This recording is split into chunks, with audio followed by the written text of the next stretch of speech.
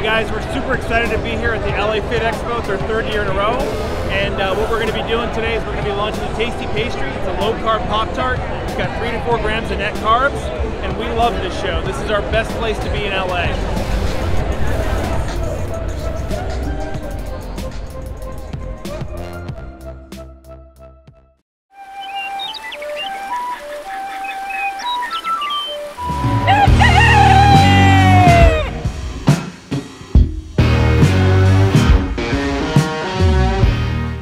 Welcome back to Legendary Foods Muscle in the Morning. I'm Dave Palumbo and today is Wednesday, December 9th, 2020. And let's find out what's going on in the world of bodybuilding and fitness.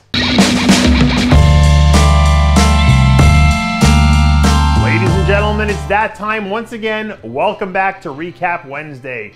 We're jumping right into last week's action with today's main course, the Rising Phoenix Pro. I want to start with the women's bodybuilding where winner Andrea Shaw became the biggest story of the weekend by knocking off defending champ Ellie Trevino to capture her first world title. In women's physique, our pre-show favorite Melissa Teague looked amazing as she earned her first career win in spectacular fashion after coming back from a 3-year layoff. In figure, the fabulous Carly Starling Howell added another win to her impressive resume. And closing out our coverage here was none other than Jen Ronzitti, who returned to the winner's circle for the first time this year in bikini. The next course on the menu comes from the great state of Texas, where we had all sorts of action going down at the Battle of Texas Pro. Let's start with the classic physique, where Courage O'Para earned his 3rd career win by delivering what I think is the best performance of his career. The dangerous one, Chris Hunt, slid comfortably into 2nd, and cruising into a very respectable 3rd place was Oklahoma native Jonathan Pelkey.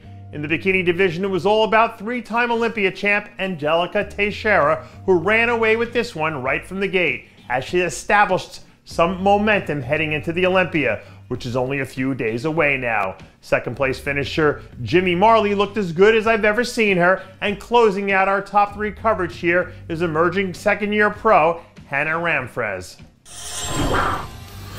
The other big news story I want to cover on the competition front is news that we actually broke late last week, which was that the 2021 Arnold Sports Festival has now officially postponed all activities.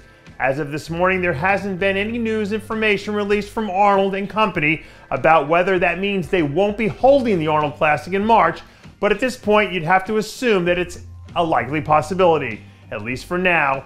In the world of COVID, the logistics of putting together huge public events like this are damn near impossible, and we saw evidence of that a few weeks ago with the Olympia being forced to move from Las Vegas to Orlando.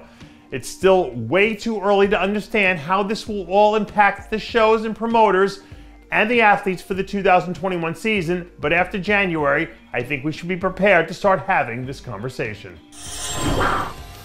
Now on a lighter note, this segment should get your Olympia juices flowing. A few days ago, a source gave me the inside scoop on Wesley, Vissers, and William Bonac, who are apparently training and quarantining together in Aruba as we speak.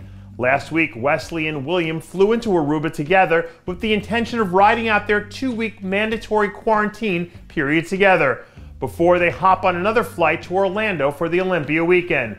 Personally, I find the story fascinating because there are dozens of international competitors competing in Orlando who you'd assume all have to go through a similar protocol.